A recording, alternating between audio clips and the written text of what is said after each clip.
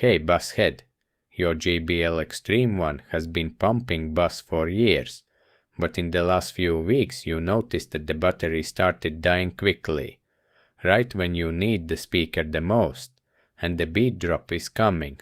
Don't worry.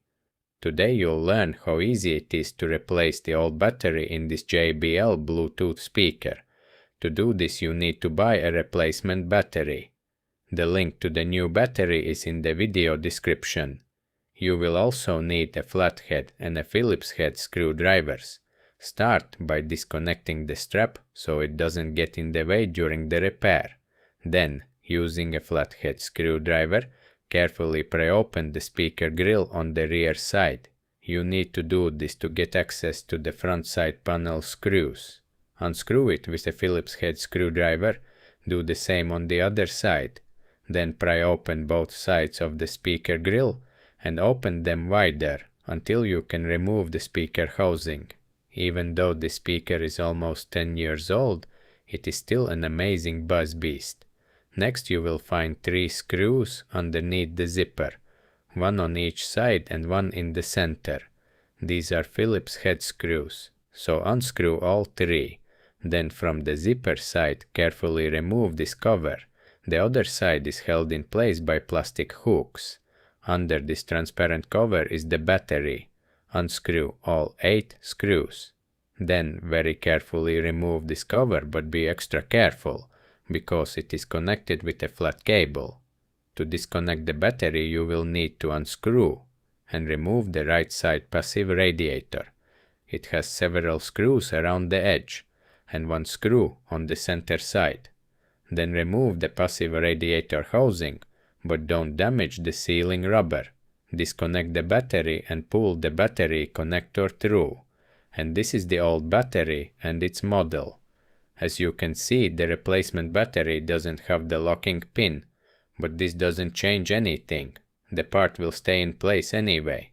Then pull the new battery connector through and connect it. You can connect the plug in only one direction, so don't worry. You can't make a mistake at this step. Just press the connector all the way in. Then put the transparent cover back, but keep an eye on the flat cable so it doesn't get trapped or stick out. Press the cover firmly back into place. Screw all the screws back in, but do it diagonally so the cover is tightened evenly. If you start tightening all the screws on one side, there is a risk that the cover won't press into place evenly. Therefore, it is always better to tighten larger covers by working diagonally. When the cover is back in place, turn on the speaker and check if it powers on and if the light also works. Now comes the hardest part, putting the passive radiator back. The hardest part is getting the sealing rubber back into the correct position, but this is very important.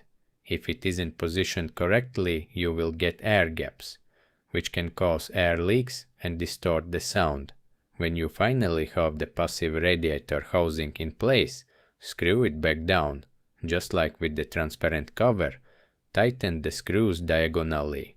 And don't forget about the center screw. Then put the zipper cover back and screw it into place. And now, the final step. Put the speaker back into the grill. Make sure the center buttons are positioned correctly in the grill housing and close the grill by pushing it back into place. Screw both screws back in and push the remaining grill side firmly into place. And I salute you. The speaker is back on track, giving you powerful sound again for hours without getting tired. I hope you learned something new from this video, saved some money and can keep the party going. Good luck!